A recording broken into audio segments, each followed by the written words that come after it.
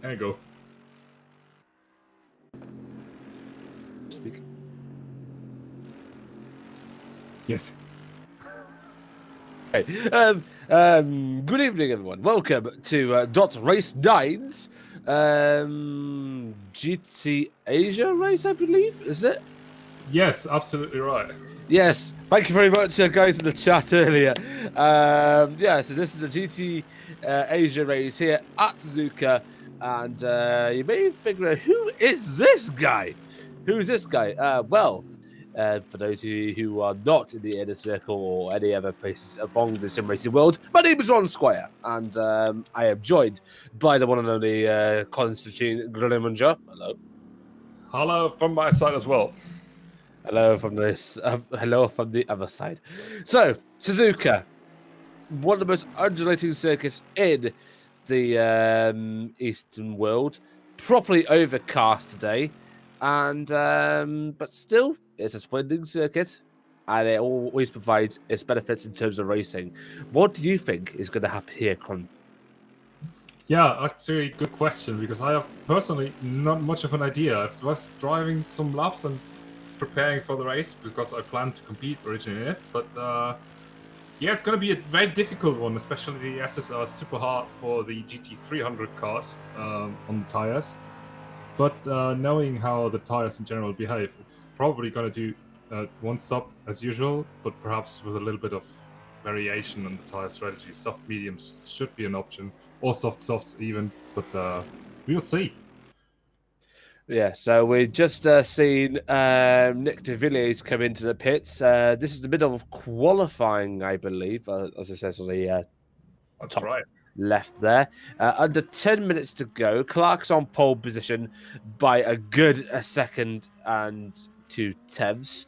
I believe the winners from the last couple of rounds was actually Frau, who is actually back down in 8th place. And my good buddy here wants him to score no points this evening. Why is that? Sorry, I wasn't. I was doing some background work.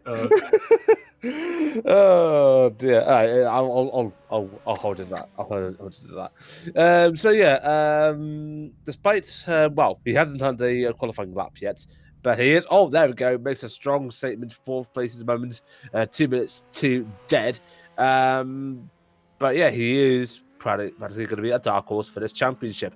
So Clark's on pole ahead of Lopez, Reyes, Frau, Miranda, De Villiers, Berto, Bacon, lovely Bacon, and Gallhood in eighth place. 9 drivers here. That's an extortionately low number, in fairness, when it compares to races. But it's still a good amount of drivers nonetheless. And look at Gallhood's time, 40 seconds off the pace. What is that about? I think he's just sandbagging, trying to make some impression in the BMW later on in the race. He definitely has the pace. He won the first race, or was the second one. The last one he surely won in the GT3 class. We have 2 classes here for today, GT300 and GT3. And yeah, he's perhaps just sandbagging and trying to say, hey, I'm going to start last and still win it. Well, if his tactic works, then it works. So, less than 8 minutes to go left in this session, and let's see who we can get on board right now. If my cameras work today. Oh, is that one? Okay, there we go. Okay, let's see who's on track at the moment. Lucas Miranda is going on track right now in the Audi R8 GT something or other, and going into turn 1 and 2, one of the most undulating starts to begin with, going up into the center S as we follow him close behind. And what is Lucas? And gone just left the room. So, what is Lucas Miranda's time in the previous sessions? I have no idea, and I can't see the chat. So, if you do tell me after the race, then I would be more than willing to see what is happening. And I'm stuck in this window, so yeah, boom, and all that malarkey. So let's go on board. There we go. Con's back. Yeah, Administration going on in the background. yeah. I was about to ask you before you left. What was Lucas Miranda's record in the first couple of races this season? That is another good question because I just closed the results and I don't know them from top of my head. I'm sorry about that. But yeah, you know how it is. Like if you race on your own, you never know the results of the others. You know how you finish perhaps, and that's basically about it. Could have been like in fifth or in first in the other class. I have no clue, but I'm gonna look that up. So there's not much hope for Miranda at this moment in time, but we'll give him hope. Gilhoyd has actually managed to stop sandbagging and actually put in a decent time there. Only a couple of seconds or so off the pace, but still fifth. So that is something at the end of the day. Less than 6 minutes left in the session. Clark's still on top. Lopez in second. Reyes in third. Winner for the last couple of rounds. Frau in fourth. Gilhoyd in fifth. Miranda, we're looking at, is sixth. De Villiers seventh. Berto eighth. And Bacon, lively, tasty bacon in ninth. So, I think Clark might still hold onto this pole position. I think that might be him just coming out of the garage now. No, it's not. I'm a little bit confused between Subarus, and is that? Yeah. That's a Mercedes who is either going to be De Villiers or late, I believe. Late is late. Late is late, but he's here. He was there in the first two races as well. Yeah, I think he's a strong second currently in the GT3 championship, right behind his countryman and teammate Lucas Miranda.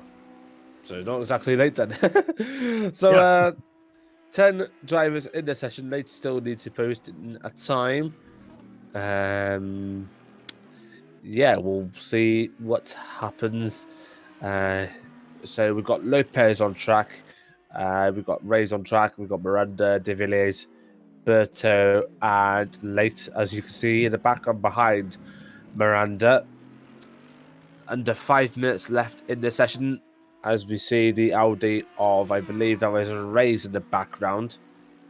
And yeah, so we got Subaru, Audi, Subaru. I don't know who that is. Gilhoyd's driving in there because it doesn't say the. Sorry, it's a BMW. A BMW. Yes. Well, it doesn't. Well, it doesn't show that magnificent checkered logo of the Beamer. You know what I mean. Then we got Audi. Then we have Mercedes. Then Nissan, Mercedes, and Subaru. Actually, those last two ones don't count right now. Yeah. So less than 4 minutes left in the session. Miranda is gonna put in a time now, and Late's actually gone. Wow.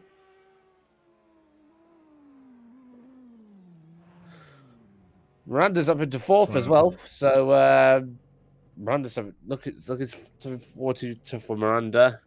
Let's go on board with Moises Reyes. Oh, and he's got off.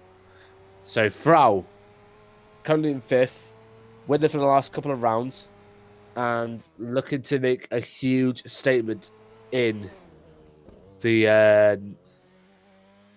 It doesn't look like a Subaru, doesn't it? It is a Subaru, but it doesn't look like it. That is actually it is a Subaru.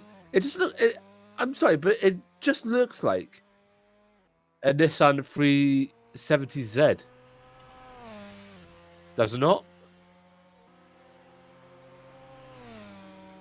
Hello, Con.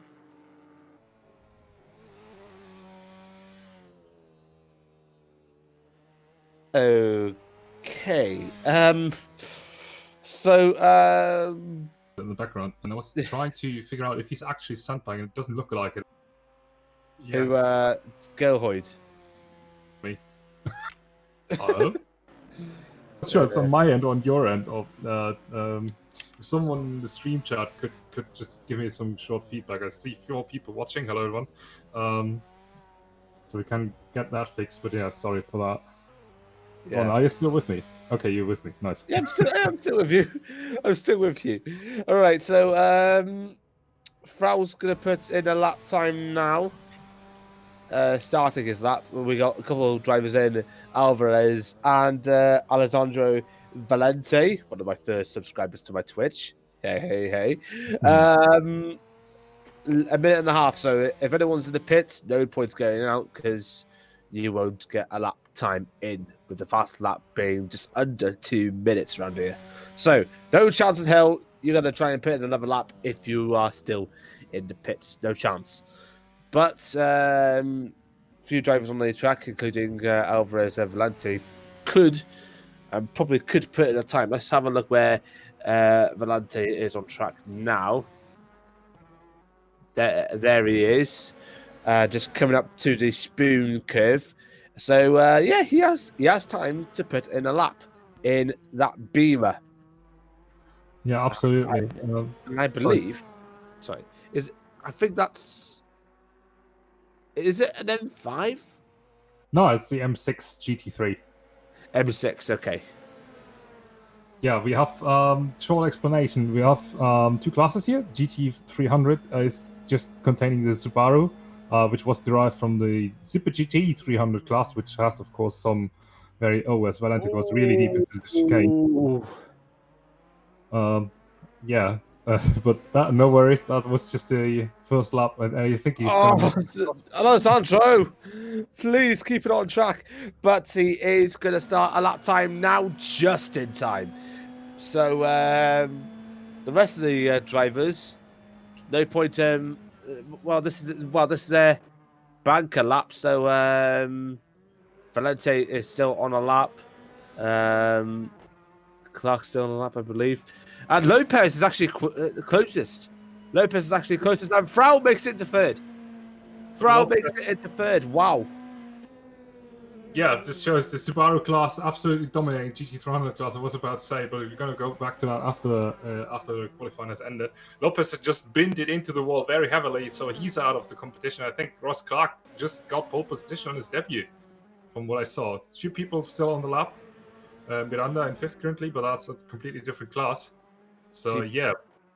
2 people still on the lap, you say. That includes Valente, who's actually on his flyer right now. Alvarez, look at that gap, 32 seconds.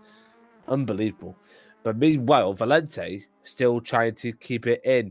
I presume he might go, or as recently has left the server, I presume that Valente might go into like between 8th and 5th. Yeah, he was running wide in the first corner, so I'm not entirely sure if this lap. Oh, and wide there as well. So yeah, 8th and 5th will be a decent demand for him. But yeah, interesting to see so many new faces around, and they're already showing off. Ooh, Valente once again going very wide right there. So he brakes hard for the chicane. Just basically 2 corners, and that's all a matter of not running too wide out of the last corner, which we can see on screen. He's keeping it very tight, very neat, and that's P8, as you predicted, in between P5, P8, and it's actually P8. It's a good job as well. Fantastic job. So that's the qualifying sorted. So Clark is on pole, Lopez in 2nd, Frau in 3rd, RACE was in 4th, then Miranda, Gelhoid, Berto, Valente, De Villiers, Bacon, Alvarez, and that's it. Late is late. Bevan is late. And how many minutes until the start of the race? That should be about 2 minutes. We've got a countdown at the moment, and it's 2 minutes or 1 minute until the race starts. I just hope that Moises Race makes it back in time to get his 4th. Yeah. So this is how many laps of this race, by the way? This lap is 35 laps. This race, sorry. 35 laps. So 35 laps. Yes. I presume it will just take us up to the hour mark, I believe, with at least being 2 laps each. Yeah, a bit more. I think 1 hour 15 should be about it. 2 minutes a 20 lap. pit stops. Yeah. Okay, fair enough. Yeah, it's Yeah. more in between 1 hour 10 minutes and 1 hour 15. But yeah, I'm looking forward to this. Although not competing. Okay, we got 5 minutes 40 seconds until we got the race started. So almost the race has enough time to rejoin to claim his GT3 pole. But yeah, that can if you're okay with that, I'm just gonna quickly run through the difference in between the classes. Yeah. So we got that out of the way. Okay, so we got the GT300 class as said before, and we can see the Subaru in the first 3 positions. They all have the GT300. They are all in the GT300 class, and it's a single car class. If that's if that's the right term, I don't actually know. I'm sorry about that. But it's the only car in this class, which is derived from the GT300 class of the Super GT series.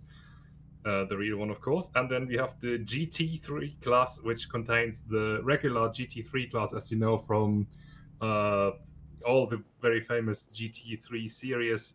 For example, Daytona, GTT, the IMSA series, for example, and many, many others. Right then. So with that info a little bit in my head a bit. What was I going to say? Oh yes. Is there formation laps in this, or is there not? Just go straight into it. Yes, Okay, we go good. straight into the action. Okay, and we're literally around 30 seconds or so away, I believe. It should be 4 minutes 17 seconds. That's on my clock. It says. Oh yeah, 4 minutes to go. Who would you think is going? Who do you think is going to win this race? Okay. Overall, I think Lopez and Frau have the experience for sure, but Russ Clark has shown so good pace over 1 lap. I think he's in for the shot. I'm just gonna go with it, despite being his first race ever on Assetto Corsa. I think he got it. What about you? I'd say it's either going to be between Frau or Clark. Lopez has a chance as well, but Frau, he just might have the experience to.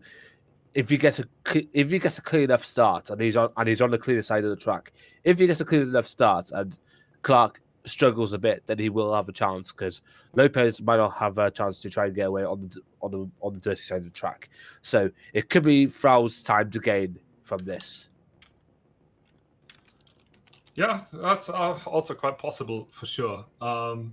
We saw Frau actually winning the first 2 races, so in his class, so he definitely knows how to win races. And if you won one race, you know how to do more. That's quite a barrier to overcome, but once you overcome it, it is quite there, always. Yeah.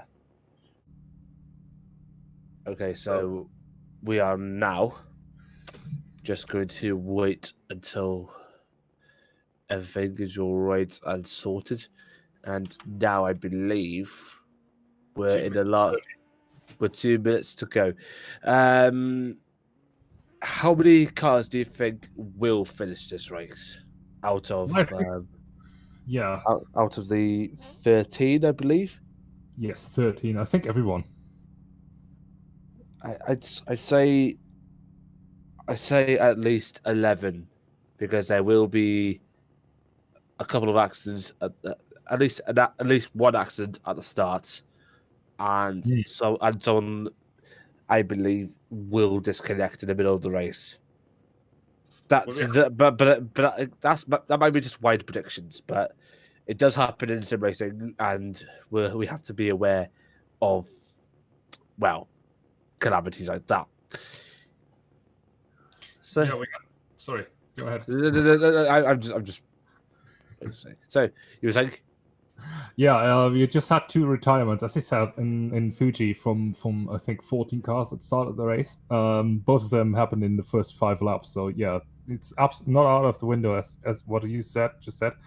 But I'm just gonna be risky today. The only car that's not gonna finish the race is my car, actually, and yours, of course, as RACE9 TV. But everyone else is going to finish the race. Points are given for the top 15 in each class, so 2 different point scorings as well. So everyone who's just going over the 50% mark. So if you do what is it? 35 divided by 2. Sorry, I can't do maths anymore. 17.5 laps. Yes. So if you're gonna finish 17 or 18 laps, you're gonna get the point.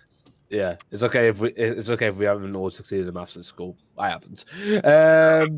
So with that, we are now literally in the last minute before we actually get underway. We've heard a couple of cars revving up their engines, and yeah, there it is again. This is going to be absolutely tense. The at least the front 5 guys need a good start. At least the front 5. They need a good start to ensure they'll get away through. And we can see the lights graphics on screen. So 1 light, 2 lights, 3, 4, 5, 6. Go! Ooh. Oh, and we had a little bit of a dodgy camera situation, but still we actually managed to get away. And everyone seems to get through the first couple of corners without incident. Well, yeah, without incident. Everyone seems to be okay. Nicely done. So it's Lopez up front, and Clark has actually struggled a bit. And look at Frau. Frau has actually gone down to 6. Would you believe that?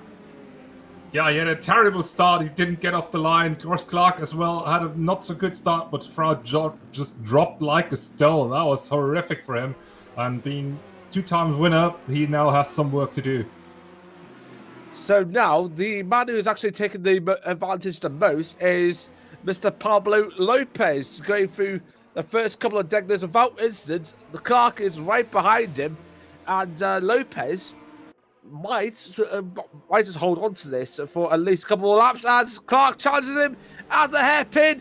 Clark, and he goes wide, but Clark could take the initiative here, or not. Yeah, we already have a good fight for P1 going. I didn't expect that to happen, but that's exactly what we're here for. So very good to see. Into the spoon curve, and Lopez closes the door, but Clark is still over the back of him, exiting the spoon, going downhill and up the hill once again towards over the overpass, going into 130R. This is Clark's time to shine, surely.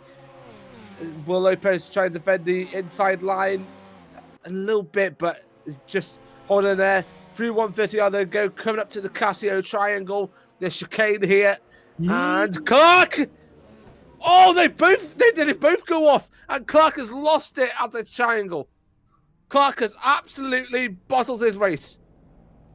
Yeah, already lap 1, and he's just throwing him in like that. He's absolutely determined to win. You saw that, but he was braking so late. And Alessandro Valente, look at that. He's in P2 already.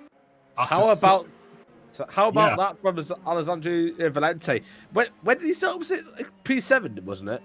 Yeah, P8 actually. P8, and he's actually made up 6 positions. Utterly unbelievable from Valente.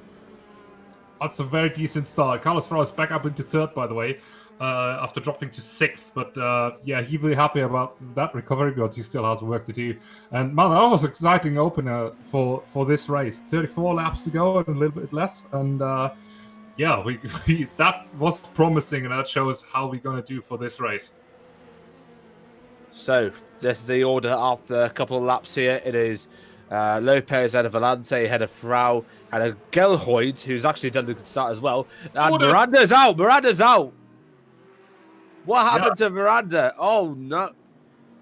No, he's not out. He's spun around. Can we get... How do we do replays, by the way? I'll set the Corsa. No idea. I'm sorry. Well, ladies and gentlemen, we're professional all the way. Yeah. We promise we're not amateurs. So Miranda has absolutely lost it. He was P5 at one point just now. Bevan has taken the advantage into P5. Clark himself absolutely bottled his race, but he's P6, so he's still pretty much up there. Berto in 7th, late in 8th. Late 8. Boy, nice stuff. Nice rhymes. Miranda in 9th. Reyes in 10th. He's down the peg. Alvarez in 11th, ahead of De Villiers in 12th, and Bacon, not so crispy after all, in 13th. So, what a chaotic first couple of laps of this race this has been so far. Absolutely, but as I said, it's exactly what we wanted to see, and we just saw Lopez go over the line to finish another lap. So 2 laps into the books, and we go on for a third one. I think Carlos Frau is going to make a move in the next couple of laps for P2. Sorry, Karl Magnus Borre, I know you're in the chat and cheering on for your teammate, of course, but yeah, knowing how fast the GT300 GT300 class cars still are, sorry. This is complicated to say. It's going to be a tough task for Valente to defend P2, but still, he's done a very good start, and now it's up for him to stay exactly where he are. But Valente has got the support of Gilhoid behind Frau, and he might actually go for a go here, but thinks better of it going up through the first couple of Degners. Gilhoid will try and put pressure on Frau as much as possible. If Frau feels enough pressure from Gilhoid, then Frau will ultimately make a mistake. So Valente depends on Gilhoid to put as much pressure on Frau as much as possible, going through the hairpin here. And Frau seems to be keeping it absolutely calm. He's just gone wide a couple of times in his last few corners, but he's managed to keep it on track, managed to keep it level pegging.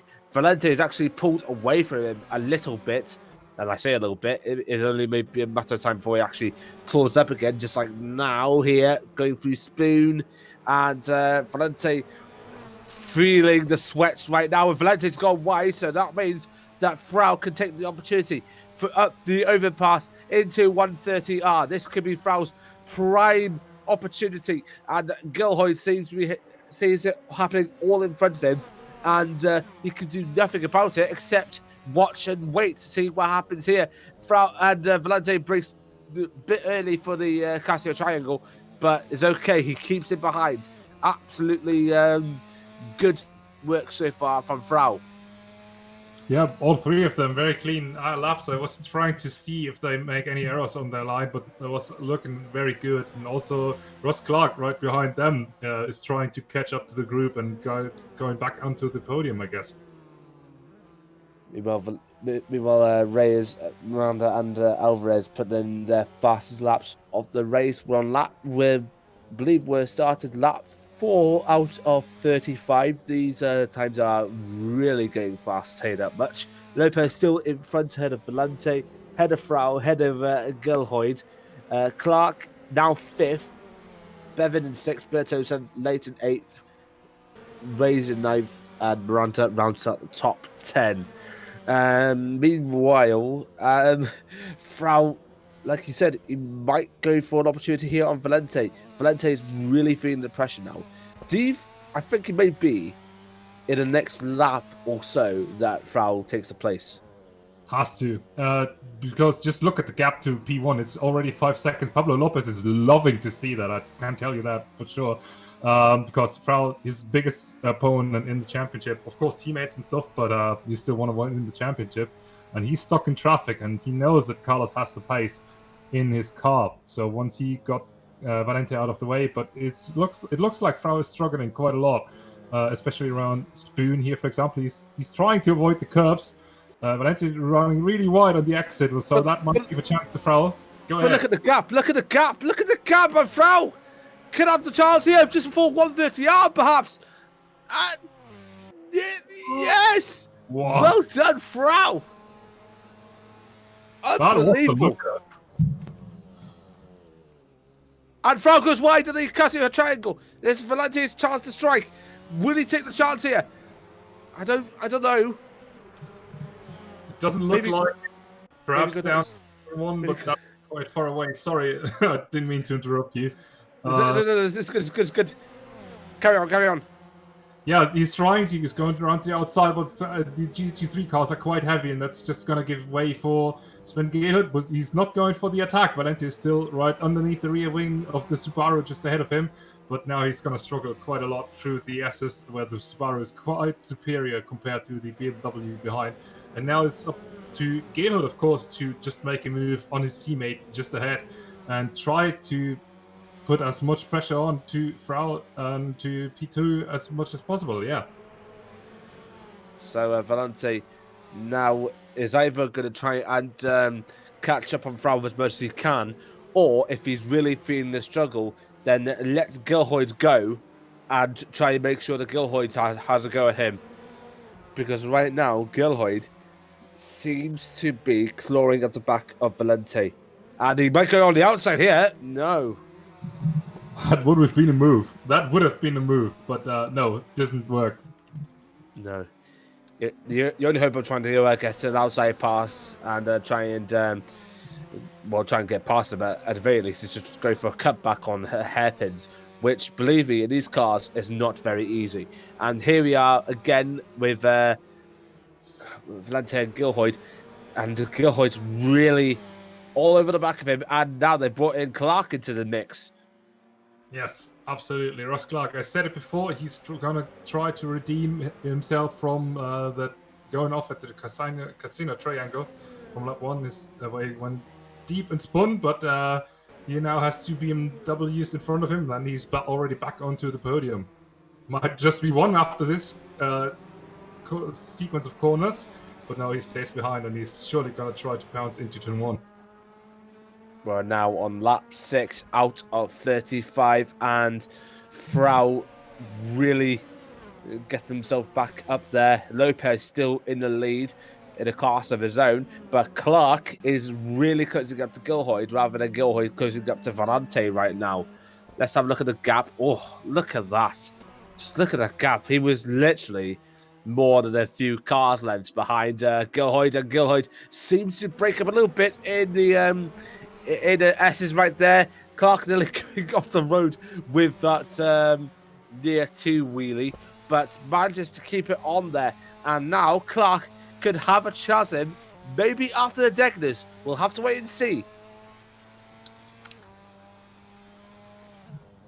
So I was not paying attention because my internet is slowing down for the very moment, and I can see all cars drifting across the track, which is very cool to look at, but not very precise, unfortunately.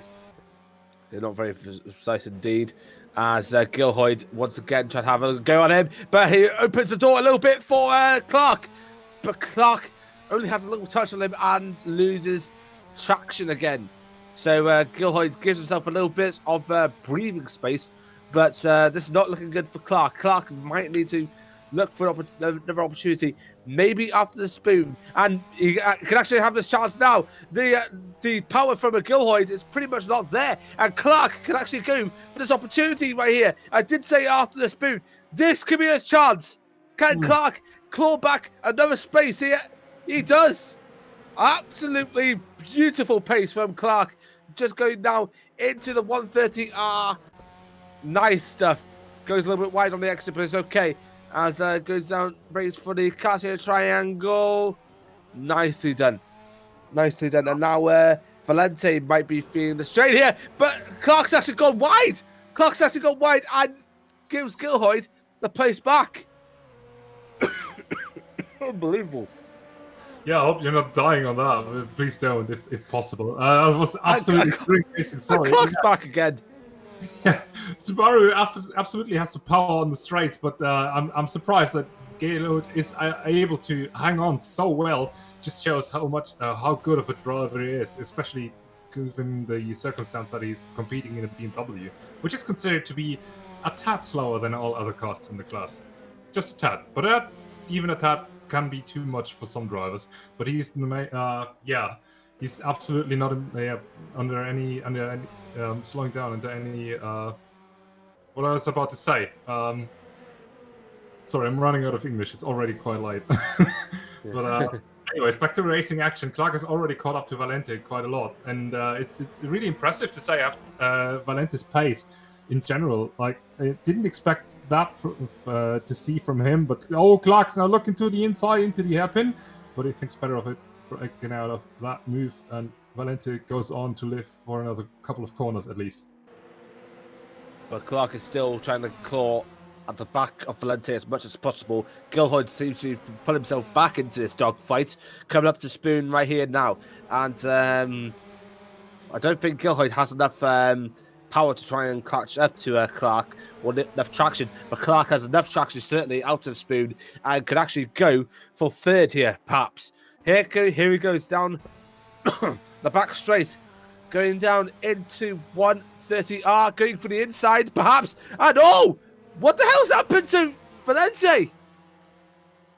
What the hell's happened to him? He literally lost not one but two places after going seriously wide at 130R. What's going on with him? That was a very odd move. Haven't seen that one before, but perhaps he thought Galehood is going to do the better on Clark, perhaps. But it's Galehood. Look at the pace he got in that BMW, staying right on the rear wing of the Subaru in front. Of course, not able to make a move into turn one.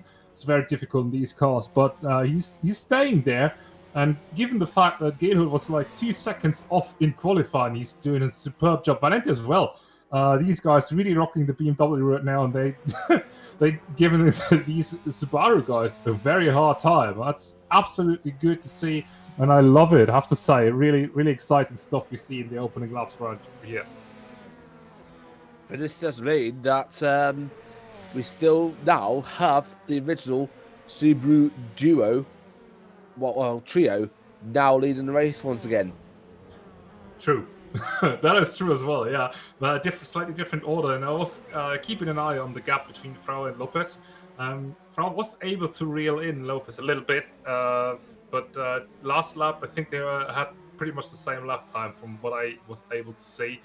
But yeah, it's going to be interesting to see how that develops, especially given the fact that Clark is now coming on, and he's got two BMWs in his tow as well to go back for the lead. So these guys still have to go on to fight for their dominance in this race, the CMP Corsa guys. Yeah.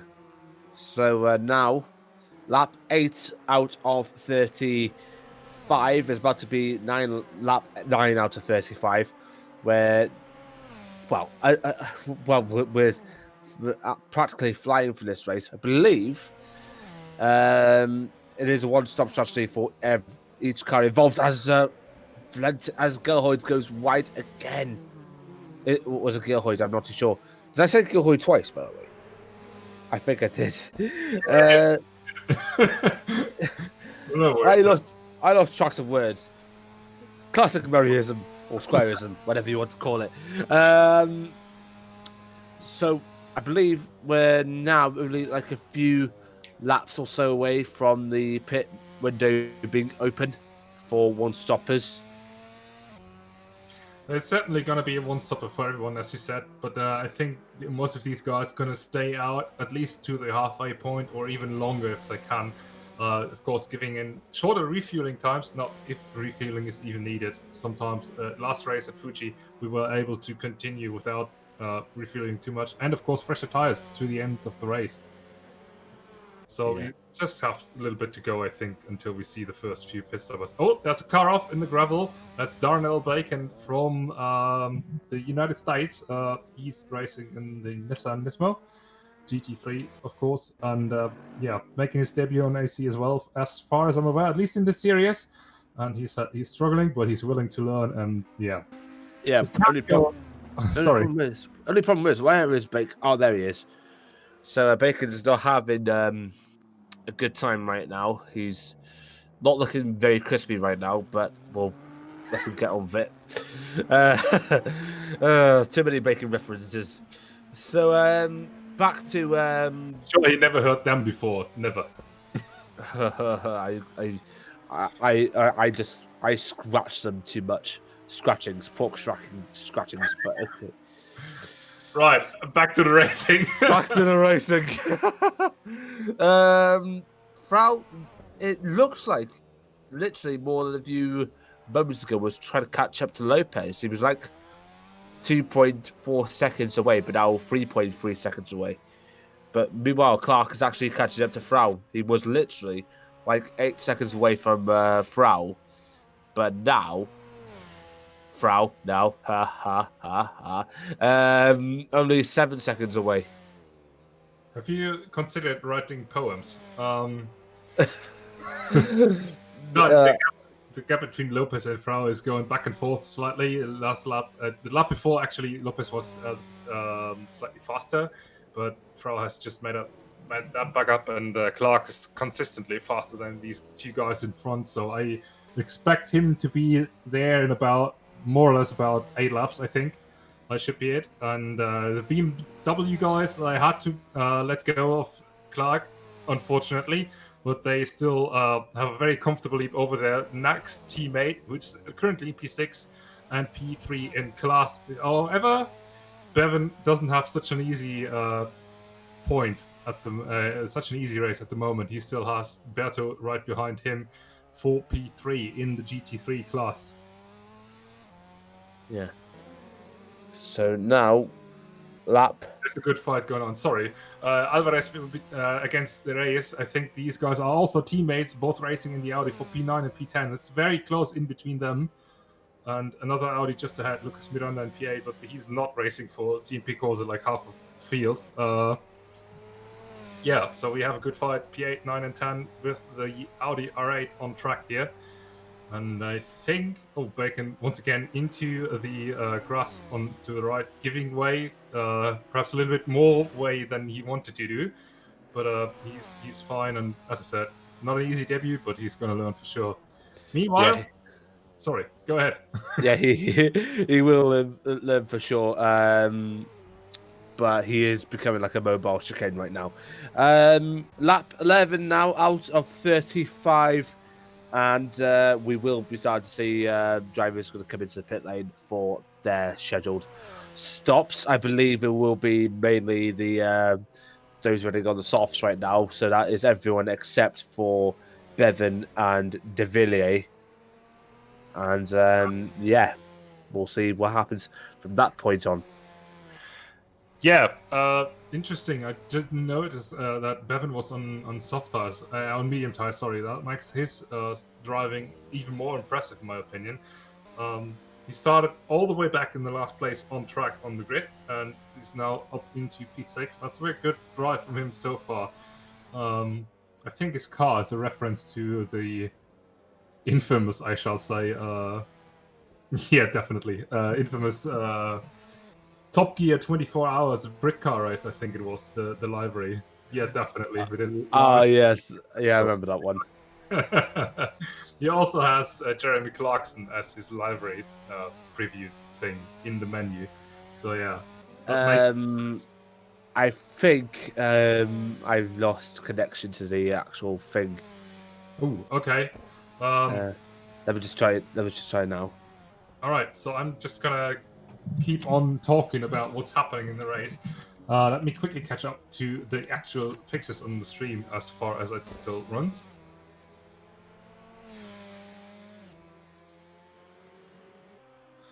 I forgot what happened here. That's all technical difficulties, but it's just our second time on AC, and of course,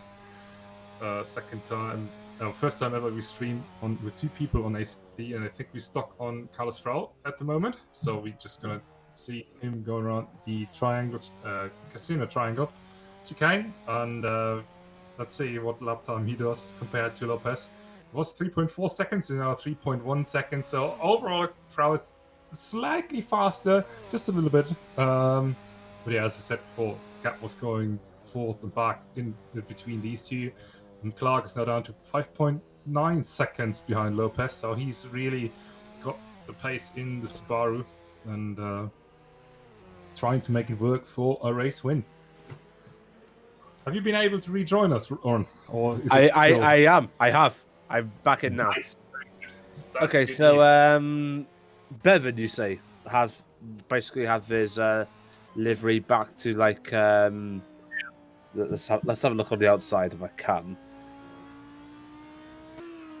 Yeah, it is. Larson's biscuits, Pearson oils, and let's have a look on around another thing. Yes, it is. Oh, I love it. I absolutely love it. You love to see it. See, even it's quite a lot of. When was it? Like 2015 or something? When the 2007. 2007. Okay. Oh, sorry. It was actually 2007. September 2007. So practically precisely. because it was because I watched every single Top Gear episode. Well, most of them, anyways. Mainly the episodes I watched from series 8 up until series 18, I believe, and I mainly watched series 10, which happened in 2007, late 2007, which had the race of London with Richard Hammond on bike, Jeremy Clarkson on the boat, Steg on public transport, and James Bay in the car. Yeah. The second attempt at amphibious cars across the English Channel. You had the trying to find the best road in Europe alongside the Riviera, and so on and so forth. And also what else happened in series 10? Oh yes, the trip across Botswana. Oliver and Yeah. Oliver Lucky. Good one, right? But yeah, the Brit Car 24 Hours. This is what happened in summary. They got themselves a place on the grid for the Brit Car 24. Not at the back, not back, but at the back, as Bevan nearly loses it at turn 2. But the thing is, they needed to start from the pit lane because their car was having all sorts of mechanical problems, like fuel injections and the actual fuel pumps were and all sorts of mechanical issues. They managed to get it running, but not in time to get onto the grid, so they had to start from the pit lane. They managed to complete they managed to actually finish the race, but though they had a massive crash in the middle of the night with Richard Hammond, who had no experience of Silverstone beforehand, being crashed into a Mosler. That was insane, and they had a late race rivalry with someone that actually uses the same diesel BMW then, called the Saxon team, I believe. Was it Saxon? I have absolutely no idea anymore. Sorry. I don't know, but that's what happens when you watch too many Top Gear episodes on repeat. Wait, can you watch too many? Actually, No, you cannot. No, you cannot. Well, you can if after 2015, but before 2015, you can't have enough Top Gear. Absolutely. Okay, good. So we got that sorted. Let's go back to the racing action. Let's go back to the race. Hey, this is an endurance race. We can go off topic for as long as we want. Yeah, absolutely. But we can still keep on topic with the race as much as we can. So lap 14 out of 35. Lopez still leading, but look at the gap. Look at the gap between Lopez and Frau. It's now under 2 seconds. And there may be a chance. Clark is reeling in them both at the same rate as Frau is reeling in Lopez. So I think these guys are all meet on track right at the halfway point in about 5 laps. We said that before. And in about 5 laps. It's also when the halfway point is. Very, very interesting point of the race. Sorry. When the pit stops also are set to happen, or after that. So it's really going to decide perhaps on the track, but also perhaps on the pit road. And that's going to make a very, very interesting outcome and really unpredictable, to be honest. Who's going to come out on top. Pace-wise, it is still Clark, of course, with the upper hand. But who knows what experienced guys have in their sleeves, up their sleeves, for the late race. In their sleeves, up their sleeves, on their sleeves, above their sleeves, below their sleeves, sweat. Most noticeably sweat, for sure. Alright, so Lopez still leading, head of Frau, head of Clark. Like we said, has the race pace. But Clark really is reeling him in, like you said. So only 20 laps to go. Who knows, eh? Who knows? Absolutely. Bit of an update on the BMW gang. Valente has dropped down to 10th, so I assume he made a pit stop. I can't look it up, but I need about 10 minutes or so to figure it out because live races. So I'm gonna keep you updated on that. Yeah. So Lopez, head of Frau, head of Clark, head of Gilhoyt, Bevan in 5th, Berto in 6th, head of Reyes, Miranda, Vellante, and De Villiers rounding at the top 10. Late in 11th, Alvarez in 12th, and Bacon 2 laps down in 13th. Right. Okay, I just looked it up. Apparently, there was no pit stop for Valente, but knowing how reliable Life Racers is, it's certainly not decided. So I still say he has made a pit stop. He's just gone back up to 9th. So perhaps we saw another one or missed another pit stop. Not entirely sure, but okay. He's back up to 9th. So yeah. Meanwhile, Clark is actually gaining on Frau because Frau actually went extremely wide at the hairpin, and he's gone wide a little bit at the spoon. So Clark could have a chance at second here, perhaps. That would be absolutely brilliant news for me in the championship because I'm still in 3rd and I need these guys to score less points. So yeah, go on, Ross. Show them how it's done. No, seriously. Very interesting. Carlos Frau perhaps showing a little bit of nerves, which is unusual. This guy has absolute experience racing online since 2011, so he knows what he's doing. But look at how much later Clark can brake compared to Frau just ahead. That's really surprising, I have to say. He's now got the brakes warm that he hadn't had earlier in the race because it was the late braking at the Casio Triangle that actually cost him many places before, but he's now clawed himself back up. He was on pole. Then was it Lopez that was on pole? I know it was Clark. Yeah, you're right. Lopez was in 2nd and Frau in 3rd. Yeah. Clark was on pole. Lopez was in 2nd. Frau was in 3rd. Yes. And I believe Clark had a bad start a little bit. Yeah. But clawed himself back in a bit. Then lost it at the Casio Triangle on lap 2, I believe.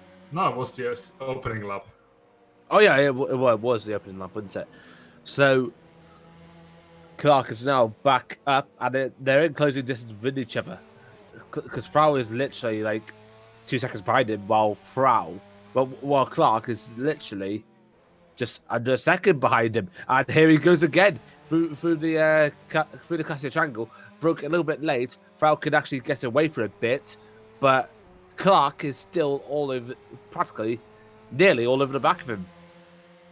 Yeah, these guys really getting on with it at the moment, and I mean, it's an overall win right here on the line. Of course, class win as well. These guys are the only cars in the GT300 class, and look at how close it's going. That's very, very good racing we see here, and it's going to be even more exciting in about, perhaps even next lap, but we're going to see what's going to happen next. I say the next 3 or so laps, we might see an overtake between these. We might see an overtake out of one of these 3. Tell you what, in before 130, Carlos Frau was staying all the way to the left, so he was trying to break the slipstream, and he already knows Clark is there, and Clark is a lot faster. Oh, Clark is going into the pits. Oh, Clark's.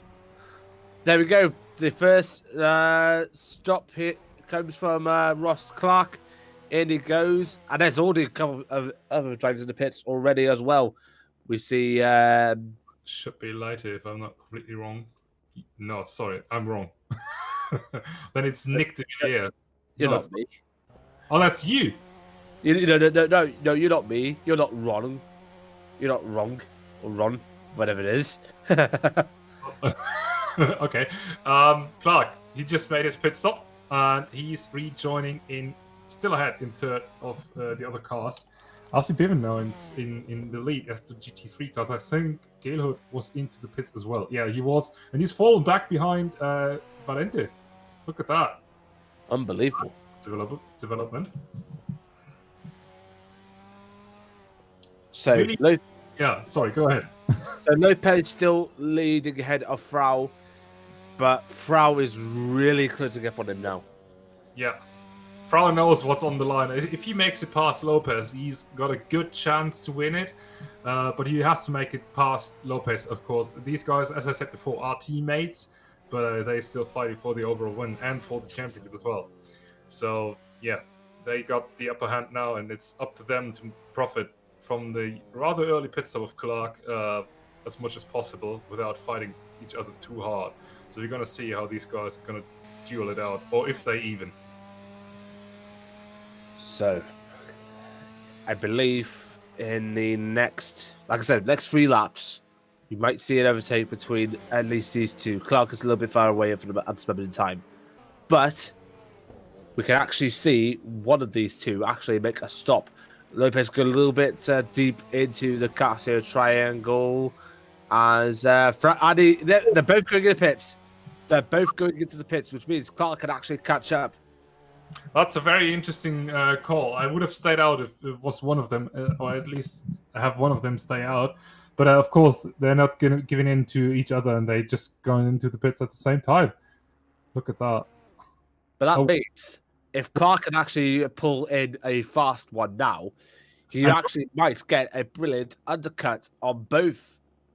Lopez just missed his pit slightly, and Frau had to wait, so Frau absolutely screwed over by his... There's Clark! There's Clark!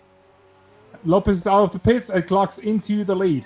Unbelievable stuff! I did say, if Clark actually put in a blinder of the last lap, then he could get a brilliant undercut on these two. And bear in mind, pit stops in the GTE, don't compared to F1 nowadays, is, well, not as fast. And Clark seems to absolutely got this one together. So right, both CMP Corsa guys just missed the pits very slightly, had to back up slightly, but that apparently was enough to cost them the lead. That was sensational, however. They lost perhaps half a second or so, and look at the gap that Clark has pulled out of this. That's very, very impressive stuff from the rookie around this track.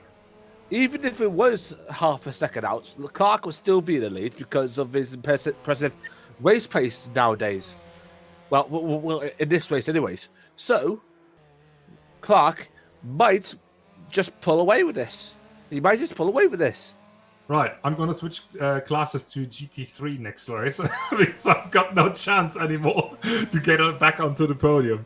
Oh man, it's absolutely sensational stuff, as I said before. And we're going to see, of course, Clark still has a long way to go, 18 laps and a little bit of the rest of this one. And yeah, but his race pace, given his race pace, he's surely in for a good shot for the win at the moment. So, Clark is now leading into lap 19 out of 35. The pressure will be on his shoulders for the most part. Lopez will be out to try and get that place back if possible, but Frau will be all over the back of him if he catches up. And look at the gap already, less than a second. They were literally a second and a half behind the previous lap. Yeah, Frau was dropping back slightly through this lap, I think, from what I saw. But really surprised. Lopez now just has a car to follow, and he's suddenly apparently a lot faster, very much faster. Look at the way he just caught up on the main straight. Oh, it's quite a lot of car length he was able to reel in right there. Look at the way he handles the S's. But Lopez actually bringing himself into the shot for the race lead. Unbelievable pace so far from Lopez, so he actually might get the edge on Clark. I think might be either at the hairpin or after the spoon. Given the race, certainly not from here, so that much. Given the race pace Clark has, Lopez has to try everything to get past and then just stay there. But you see, Clark's running a little bit wide here and there, going over the curbs a little bit harder. Now he's coming into it. Oh, one chance! Wait. What did I say? What did I say? Clark has a huge amount of pressure on him, I did say. And I did say either at the hairpin or after the spoon. He got it over and done with just like that. Unbelievable. Crazy. I wouldn't have thought that, but you said it. Can you tell me the lottery for next month? Anyways, I'm not good at lottery. I'm not good at lottery. but yeah, can you tell you what? Lopez's smile on his face must be enormous at the very moment. Clark certainly not too happy about it, and that's gonna swing a huge the pendulum in a huge favor towards Lopez. Sorry, running out of English again. But look at the pace that Clark has through 180R. It's going a little bit wide and going later on the brakes into the Casino Triangle. And now look at that. Clark's actually... he's going back into the pits. Oh, wow. Something's wrong with Clark, surely, then? That's a very odd one. I didn't expect that to say, but yeah, maybe you're right. Maybe there is some sort of issue going on with Clark. Well, he just perhaps forgot to fuel? And Lopez goes wide at the first corner, so Frau can actually catch up a bit. That's a very, very interesting development. Didn't expect that to happen. Meanwhile, in the GT3 class, Valente just back into the lead ahead of Gaylord and Bevan. In P3, he was leading for quite a while, but he went into the pits. But yeah, I think Clark's out of the race. Wow. I did say a retirement will happen. We just need a disconnect for my predictions to come true. But Clark, I don't know what to say. I really genuinely don't know what to say about Clark, though. Yeah, I'm lost for words as well, I have to say. Didn't expect that to happen. He just pulled into the pits and just called it a day. Nick de Villiers also into the pits. I seriously hope that he doesn't retire as well. And this is just a regular pit stop. It looks like he's gone too. That's very odd. That's all very odd, I have to say. What now? De Villiers is going back out again, so good news on that end. But yeah, it looks like Clark's completely out of the race. That's a big shame. And of course, that makes it just 2 for the win in between Lopez and Frau for the moment. And yeah, so we're going to see a GT3 car on the overall podium. Yeah. And this is going to be bad news for you in retrospect because Frau is getting more points and that's not looking good for you on your part right now.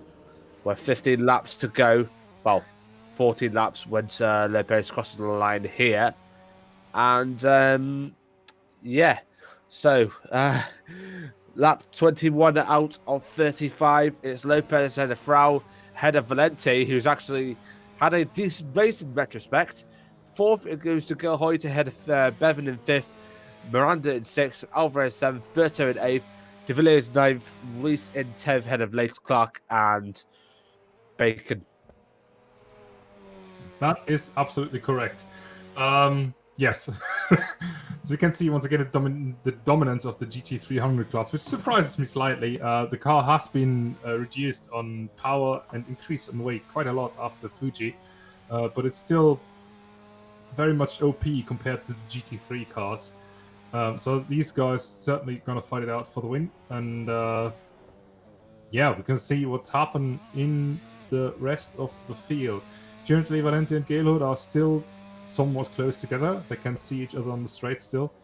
But Gaylord surprisingly also had to let go Valente a little bit, to my surprise at least, from the races what I saw. I didn't expect Gaylord to have, Valente to have the upper hand, but fair enough. Good racing so far from him. Also, Valente on the soft tires, Gaylord and Bevan back onto the mediums. So, and the gap is now actually increasing between Lopez and Frau. So hopefully yet. Bevan has spun though. Oh yeah, he spun around indeed. He was he going wide? Simply at the end of the S's. Anyways, he was just really slow out of there, so perhaps he just spun as he said. But looks like he continues quite normally. To be fair, I don't care about my position. Oh, Valente, that was... sorry, Bevan, that was super close. He was nearly going into the grass and getting thrown out onto the barrier.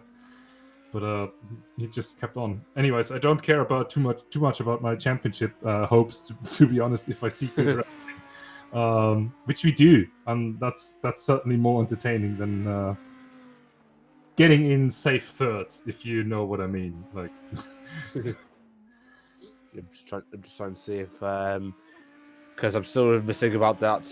Yeah. I'm just having a look at the logos on some of the cars, and they are fitted properly in like it did in the Brick Car 24-hour race at Silverstone in 2007 for Top Gear back then, because does say them words on the side.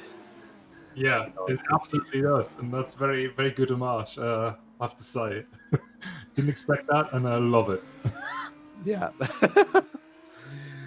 So lap 22 out of 35, and the gap. Oh god. Well. What do you say? What do you want to say? Before my body was went into a little bit of a tired mode, it was going to say that it's nearly the gap between Lopez and Frau was nearly under a second. Well, it was under a second, but now it's actually increased back a bit. But Frau is still trying to get all over the back of him. Yeah, Frau, once again, slightly faster than his teammate ahead. We saw that all race, but Frau never came close enough to actually make a move or something. It's going to be very interesting to see. A little bit more than 10 laps to go. So Frau definitely has to step up his game slightly to still have a chance at winning this race. But it's certainly a lot closer than it was in the races before. Also in the GT300 class, and that's very good news for the races in general. Right, as these guys approach a car in front, I think that's Nick de Villiers in the Mercedes just ahead. So they're gonna put him a lap down. No, it's not. It's one of the Brazilians. It must be Andre Leite, exactly. That's him in the Mercedes just ahead of Pablo Lopez. So he's gonna go a lap down any moment's time. Try to see if I get a better view. I do. Okay, so yeah. We see Leiter actually holding up Lopez slightly, and that's good news for Frau. He's really close to Lopez at the moment, and that was perhaps enough for Carlos Frau to start the move, perhaps into the next few corners. As I said, he has to make a move to win this race in the class and overall, and he's really, really close to his teammate and opponent right now. You can see the flames shooting out of that car when they brake really hard onto the hairpin. And yeah, the gap is properly close now. Absolutely. So Lopez struggling a little bit through the spoon there. And Frau, he could actually taste that winning spot on the podium if he closes up, and he might close up here. Look at it, 3/10, now under 3/10. Chance here, perhaps after the 130R, going for the inside, perhaps. But Lopez, like, no, he closes the door for a bit, goes a little bit wide on the exit. That's good driving, Lopez. Oh, you missed his braking point slightly, and that's going to open up the door if Frau can avoid the cut, which he doesn't. But he's going to have a huge slipstream down towards turn 1 and the following complex. And it looked like to me, Frau always had the upper hand when it came to the corners. So, to the corner sections, I shall say. So, he might be in for a good shot at this very lap once again. This is for the race win. Small reminder on that. And these guys are putting up a good show in between the CMP Corsa squad. We got Russ Clark back. Have we? Yeah, he's right behind the CMP Corsa guys. He's now in P12, but he's still racing. Wow. One lap down, but he's back with us. That's very odd. I don't know why he bottled the race win like that then. I mean, it's a safe third, so perhaps some other important issues. You never know what's going on. This is virtual racing after all, and perhaps if your house is about to burn down, you perhaps stop for a lap. I hope it wasn't that dramatic, but yeah, you never know, as I said. Meanwhile, the gap is increasing a little bit, but Frau's still keeping him on it. Yeah, very interesting. See, that's now Lopez running a little bit too wide once again. It looks like Lopez just works under pressure. When he was chasing down Clark, he was absolutely on it. Was faster than this guy who scored pole position by over a half a second. It was, if I remember correctly. And now his teammate goes back up, and suddenly he's pulled out a gap of nearly a second again. And then he starts in doing the mistakes once again, bringing in the mistakes here and there. They're creeping in, but Lopez, as soon as there's a lot of pressure, it's just absolutely on it. Actually, unbelievable so far.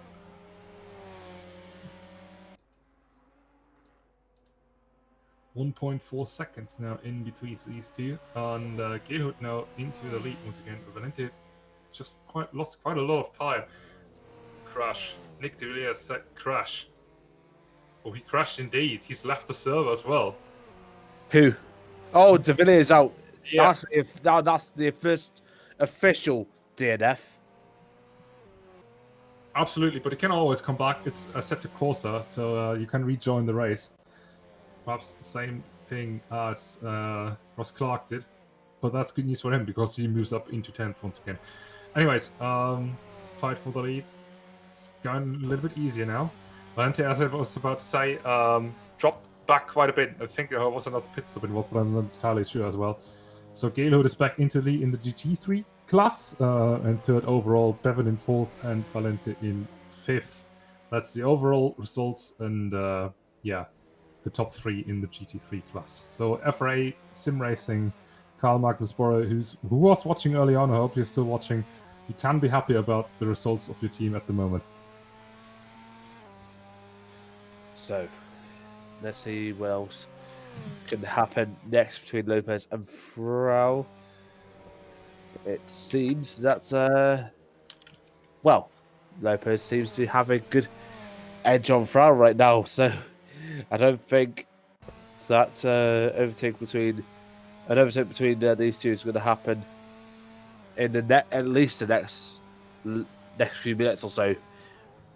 But I predict they were all a little bit of commentator's curse, perhaps. Let's see if it's bounced back. I don't know. I really don't know. But the gap is decreasing. The gap is actually decreasing. About half the gap has come down once again. 0.7 seconds in between them, and perhaps that's not a good shot. But we saw that earlier. Lopez is able to perform under pressure very well, except he's running very wide here into turn one. Actually, it's turn two, I think, and that opens up the door even more for Carlos Frau to invite him to make a move. Look at the line that Carlos Frau has through. Yes, that's absolutely good stuff to see. I'm just riding with his hood cam at the moment, so you can see Frau absolutely has the upper hand, and Lopez is massively nervous. That is just a little bit less than a car length in between these two guys, and they're gonna fight it out really hard. They have to this time by. So, only less than a second between them now, and Frau could actually have a chance, maybe at the spoon. But he has been held up by Bacon. Bacon's gone off. Wow. Just got off right in front of them. So that might have damaged a little bit of Lopez in terms of speed, but Frau could actually I don't know. I don't know. Like the previous lap. Yeah, I think the gap has opened up once again. Very interesting to see. It's going back and forth between these two. They're trading the gaps, but it's very dynamic, and it's certainly one to watch. Frau certainly not able to make a move into the casino triangle corner this time, and he actually had to lift quite a lot through 130R. So I think his tires, perhaps from the assault he tried before at the beginning of this lap, a little bit overheating, and he's trying to step down a little bit. So the gap is pretty much going to be stabilized between these two. I say the overtake might go ahead after I say lap 29. Hopefully, this will be another prediction that I get right, because I'm like Murray Walker in a sense that when I say I do not make mistakes, I make prophecies that immediately turn out to be wrong. We've got a good fight. We've got a good fight going on. Carlos, no, sorry, it's all these Spanish guys, all named Carlos. Moses Reyes, sorry, just overtook Jonatas Berto for P8 overall. That's P5 in the class. And it was a very dicey move. Reyes basically just threw it in right before the bridge and hoped for the best. And Berto was luckily enough to be aware. But these guys are now following each other on the road with a slightly different order. So Berto is now on the move, and he's right underneath the rear wing of the R8, just in front of him. But the Nissan, unfortunately, on this track, it shouldn't work too well, except for straights, and that's exactly where Berto is on right now. I hope you got that on camera, because that's going to be a very good duel. These guys now throwing it into 130R, and Berto running super wide, and that's going to ruin his chances to make a move into the chicane. And I think that is done and dusted for the moment. So who Frau and Lopez, or sorry, Frau and Lopez? No. I was commenting about Reyes and Berto, but Frau and Lopez is also very on. I just saw that now. Sorry. Yeah, because the gap is literally closer than ever between these two, at the very least. And Frau might actually have a chance here, because Lopez might have just a little bit screwed up on the exit of the chicane. Frau could take the opportunity here, perhaps. Look at the gap between these two now. Just not yet. Just not yet. We're on the brakes into turn 2. Sorry. Frau was really closing out. That was quite a move he could have done there, but not enough. And yeah, Frau, look at the speed he has in the corners over his opponent just in front of him. He's actually having to back out of the corners because he's so much faster at the minute. That's crazy. And now, as a result, he's actually going to miss out on crucial tenths if he backs out just like that. And I'm like sucking right. Literally, they were like 3 or so tenths below, literally a few seconds ago. Now it's around 5 or so tenths. Like you said, if he is getting too fast and he has to like let go of the throttle, then of course then he will lose time and a little bit of position on the front man. Look, 9 tenths, literally a second now. Yeah, absolutely. I think Frau is much faster than Lopez overall, but not exactly where it matters to overtake him. So he's stuck underneath the Subaru rear wing at the very moment, and perhaps just waiting for Lopez to make a big old mistake and slip through, perhaps in the S's or something. But apparently it's, for the moment, not enough to get past. So, anyway, what was the battle you were mentioning earlier? That was Moises Reyes versus Jonatas Berto, but that's quite over for the moment. Reyes is P8, and I think that's the way it stays. Oh, Valente versus Bevan for P2 in the GT3 class, P4 overall. Bevan, running a super wide. Oh, and Valente, wow! Just managed to catch that on camera. Valente just managed to sneak past Bevan, going into the hairpin now. And Bevan's still all over the back of Valente. Right, and here you can see the prime example why BMW drivers complain about the BMW actually being second slower than all other cars. Yeah, right, exactly. But Bevan was just flashing his lights. He's showing that he's a little bit furious about that overtake. And now, could lose a couple of seconds. Well, could lose a couple of times perhaps. I'm not too sure what happens next between these two. But Bevan might have another chance here, going down into 130R. No, not exactly, but he's properly close now. Maybe going into the Casio triangle. Too far away, I say. And unless he tries a really bold dive bomb, but he doesn't, he backs out of it. Very intelligent racing from Alfie Biven. And he decides to wait on and now get slipstream. Good exit out of the last corner. BMW actually pulling away a little bit, at least on my screen. That's surprising. But then again, Bevan perhaps just has to stay underneath the rear wing. And just like it is for the lead, wait for a mistake of his teammate. Just look at that.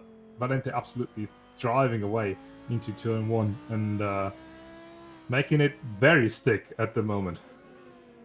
So, Bevan was in 4th, but now seeing 4th get away from his grasp.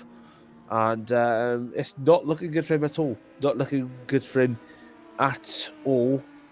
So we really don't know what to say for Bevan right now, except trying to claw back P4 as much as you can. The gap has increased between these two. But the one battle that certainly has been fluctuating is the one at the front between Lopez and Frau. Under 5 tenths between these two. Yeah, one thing I noticed is that Frau is actually able to stay a lot closer this time by. It's not fluctuating so hard anymore. It looks like Frau is able to maintain the pressure this time by for at least the last 3 laps. So it's going to be very interesting to see how that develops from now on, as it certainly makes a difference in between these two.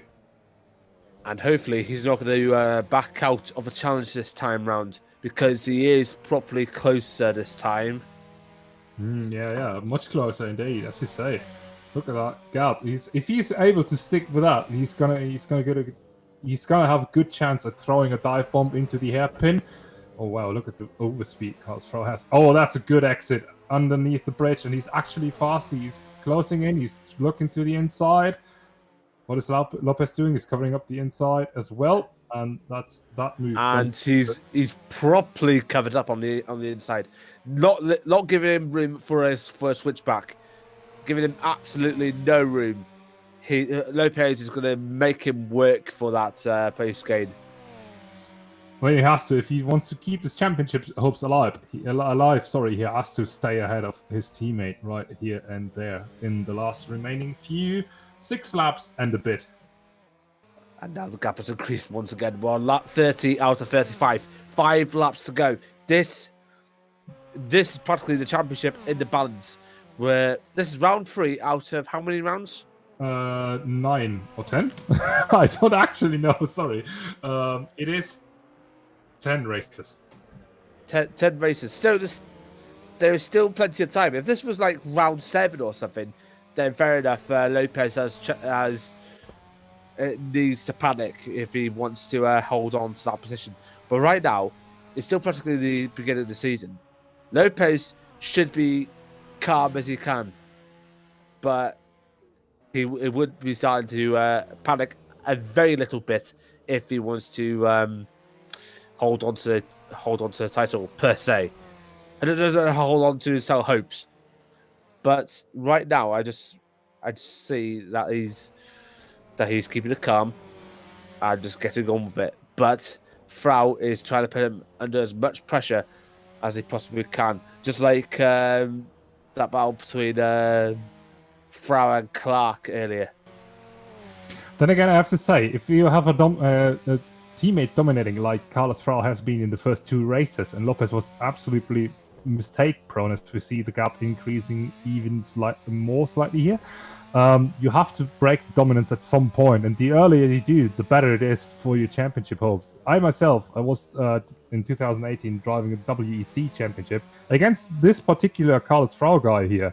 We are watching right now, and I was absolutely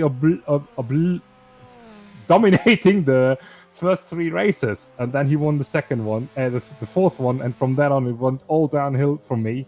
And I've just finished 3rd in the championship while Frau went on to win it. So, psychology games, of course, in sim racing aren't that effective because you don't see your opponent on a regular basis on track. As you see him online on track, and that's basically it. But it certainly has some effect if you're able to get a win from a very dominant driver and keep him behind for a whole race. So now we're coming up to a lap 32 out of 35, and look at the gap again. It's lit. It's again, like I said, it's fluctuating. It's literally fluctuating. Yeah. Even if it's close, it's fluctuating. It's very impressive the stuff these guys do on track, however. Yeah, Pablo Lopez actually doing mistakes here and there, but so does Carlos Frau, and these mistakes are so minimal if you look at them compared to all the other guys around. Of course, Russ Clark is still much faster, but this guy is on another level in that class, in GT300 class at the moment, but way out of the competition as well. So these guys actually driving very solid, very, as you said, very calm and professional in a certain way, not panicking. That's what I meant to say. And it's very good racing we see in between these two guys, and these guys are now catching up to a Nissan in front, Nissan GTR, to overlap him, and that perhaps gives Frau another chance if Berto is not able to get out of the way in time of Lopez. Oh God. Frau really trying to throw himself into corners in hopes to make sure that he can close the gap as much as he can. Bad news, but that means it's a bad exit. And as a result, even though you throw yourself into corners, you will have a bad exit. And as a result, the gap stays as it is, or worse, increases. So Frau needs to keep calm through the corners if he wants to try and get past Lopez, because throwing it in there, you're asking for trouble. Absolutely. You know, the frustration even grows when you know you're so much faster, as Frau definitely is. But you can't find a way past. The frustration grows, and then again, you make more mistakes. Ooh, oh! Lopez! Wow! Unbelievable! That is the... What has Lopez done? Oh! Another one! He's into the gravel again! Has he perhaps a flat spot? What was going on there? I think it might be a flat spot, and that means that Frau will certainly now win this race if he just keeps it going in the places in now. He just needs only a couple of laps of clean racing. Doesn't have to be fast now, just needs to be absolutely clean through these last couple of laps. So on lap 33 out of 35, and I can presume there'll be large Fs in the chat for Lopez and or L's for Lopez. But F for Frau, L for Lopez. but well, not exactly F for Frau, because Frau should be a Rau, because he's got W's right now, dubs as it is. Frau is on course for his third win in a row at the start. Unbelievable. But it's also, of course, it's bad news for Mr. Grimminger here. Yeah, but no worries about that. That was quite a throw from Lopez. Holy cow, that's been a huge one. Haven't seen that in quite a while.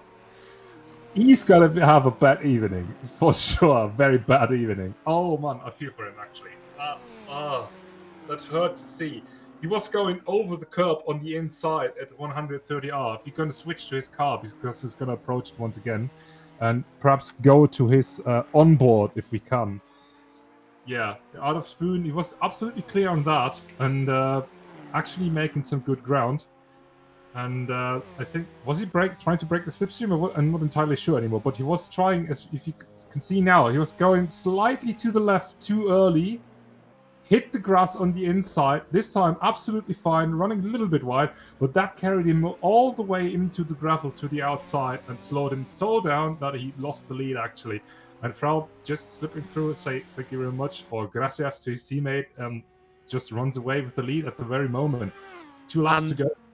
And we also forget that GT cars like this are absolutely heavy when it comes to steering throughout these high-speed corners, because if you touch the grass too much and you're going at high speed, that's practically your race done. There's no practical coming back from that. It's do or die in these cars. No thinking, oh, it's going to be a piece of cake.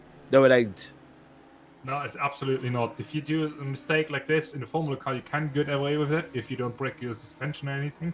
But in these GT cars, it's absolutely done and dusted, as you said. That's quite a heartbreak for Lopez, I have to say. And Lopez is off once again. But who's that in front of him? No, I think there was Bacon, who's just... Yeah, Bacon. But Lopez has gone off again somewhere. And wow, look at the gap. Look at the gap. Oh, yeah. Lopez, is that 20 seconds? He was 5 seconds on the previous lap. Now it's 20. Again! Oh, it's turning into a nightmare for Lopez. Oh, no. Lopez, just pull in and retire, please. If he doesn't pit stop now, I mean, he doesn't lose second in class, but second overall. I think he has some severe issues with most likely tires, because on his way to the hairpin, he was going so wide, despite having full steering lock. Something's very, very off on that Subaru. That's perhaps out of his control. Oh man, that's hurt so much to see. Seriously. It's good news for Carlos Frau, of course, but yes. Bad news for Lopez and bad news for you. Race. I trade in for that. Yeah, you trade in for that as much as you can. So we're now on lap 35. This is the final lap, and what a race it has been for the most part. And I did predict that Frau was going to win this race out of him or Clark. Sorry, Valencia versus Bevan for P2 in the GT3 class. Out of the hairpin, they go side by side at the very moment, and it looks like Bevan's trying to bounce back against the BMW in front. Let's have a look on Bevan for like a few seconds or so. And, oh, that's Miranda. Yeah, Bevan really trying to close up on Valente, perhaps on a spoon? No! Oh, yes, very much. He's side by side. Oh, yes! Wow! Good racing between these two. And Bevan might have just called back P4, or has he? He has, but will he hold on to it through 130R? No! What an outside overpass from Valente. Unbelievable stuff. And now he's gone wide in the Castillo triangle. And Bevan can actually take... Valente needs to give the place back. Valente, I believe, might need to get the place back. Because that... Yeah.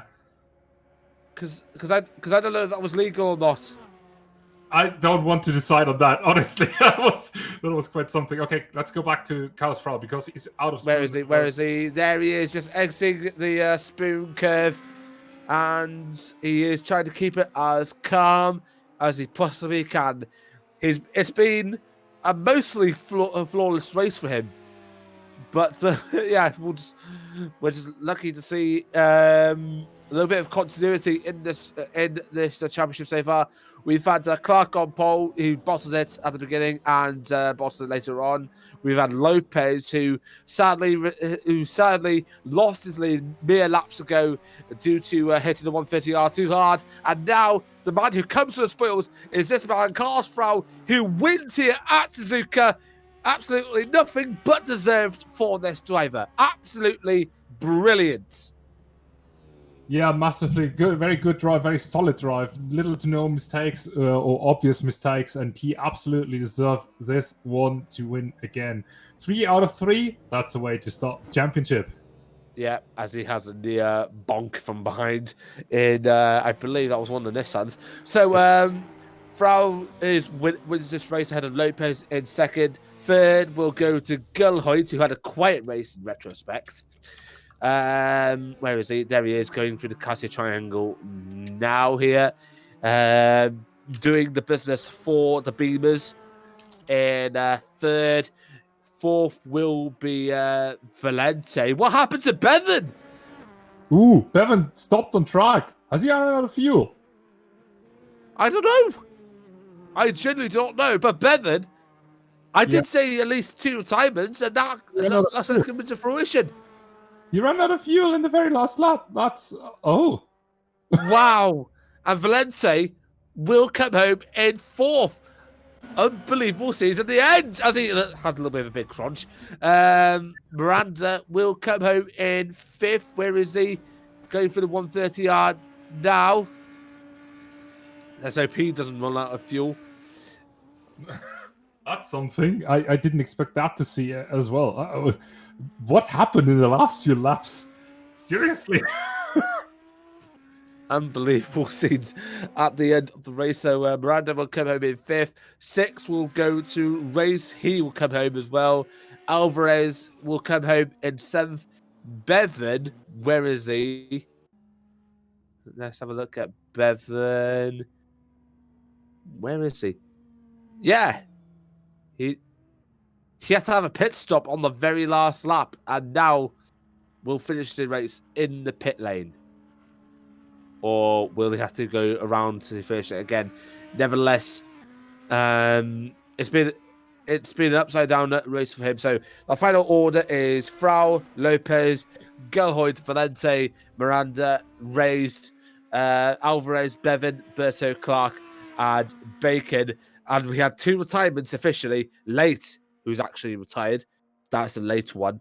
And De Villiers in 13th and also retired earlier on in the race. So, Constantine, your thoughts on that race? Crazy. Overall, that was absolutely a good show. I really enjoyed that to commentate, and I enjoyed to watch it as well. Absolutely crazy developments through the race, and now looking onward to the next one.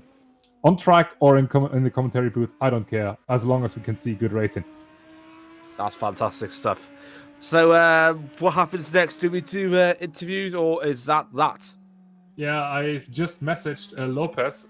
He's not up for an interview, and the other one guys, Carlos and Frau and St. Gelhood, who just won the race, haven't answered me yet, but I think they gonna show up any minute now. Meanwhile, I just go predict the next few races. The next race we can say is at Suzuka International Racing Course. That's today, sorry, at Autopolis in April 24th. So that's in about 2 weeks' time. So make sure to tune back in right there as well. And before we start interviews, and tomorrow we can see the Indy Championships return. First Indy Lights, that's not going to be streamed, but the Indy Car Championship, that's going to be streamed on Sunday evening. And yeah, tune in. Tune in. This has been the Asia Championship. Do these guys appear at Macau at some point? Unfortunately not. We were thinking about it, but we're not quite satisfied with the Macau version of Assetto Corsa. We decided, especially in the hairpins. Yeah, it works, but it's quite a pain to do. Oh, well stuff. So, we'll just wait for a few more minutes, and we don't have to. We can start right now because Sven Gelhoud is ready. Okay. Hey. Hello, Sven. 3rd place today. It's been overall quiet for you, but you had a good couple of battles at the beginning of the race, at the very least. Did you find the race on your part hard today? I've had some FPS issues today, which kind of sucked, but at the end, I was consistent enough to take the win. And by the way, those weren't really battles; they were just us letting each other by because one of us was quicker than the other, so we didn't want to battle because we would lose too much time. Con, do you want to ask Sven a question? Yeah, was about to ask about the battles, but never mind. It looked like, nevertheless, it looked like you didn't have the usual Sven Gelhoud dominance applied for today. You're going to return next race in stronger form, or do you think Alessandro has stepped up his game enough to give you a good challenge? Yeah, he's definitely stepped up his game. But yeah, I'll come back stronger and take the win once again, of course. All right. Very nice. Ron, you got anything to ask again? So Sven, after this race, do you think? Do you have any predictions on? Well, I'm not going to say that question. That's a little bit too early. what to say? Oh yes. Oh no, I forgot now. I generally don't know what to say. Yeah. I think It's all right. It's all I right. think I said what I said. So yeah. Do you have any predictions for the next race on how you're going to do? P1. That's the only place. That's the only place I'll be satisfied with. So Yeah. Sven Gelo back at his where he belongs in P1. Oh, that's bold. We're gonna see what happens. Watch out for the white, red, blue, black Subaru because he's gonna make it hard for you. well, we're not That's the me, same by the class, way. are we? Hello. He's gonna make it hard for you. That particular Subaru, Yeah. which is gonna While be driven. lapping, right? While lapping him. I'm gonna try to make it at least for position for the first corner. After that, we can see what happens. All right. Right. Okay, Sven. Congrats, man. You absolutely deserve that win in the GT3 class and over a podium. Very nice. Yeah, thanks. And we'll see you around for the next round. Yeah. Yeah, I'll be there. Right. Nice. Thank Nice you.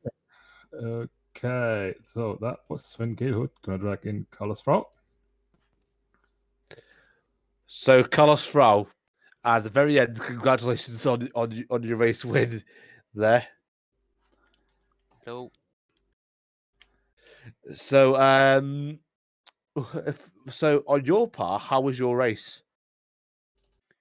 It was quite difficult race for all the GT300 because we had a lot of tire problems. At the end, we arrived really late and with the tire completely destroyed. But anyway, it was being a really good fight between Russ Clark and Lopez that we were all cars together. And sadly, then Clark made a mistake in box. Well, I hope for the next race we will have a little bit more of action.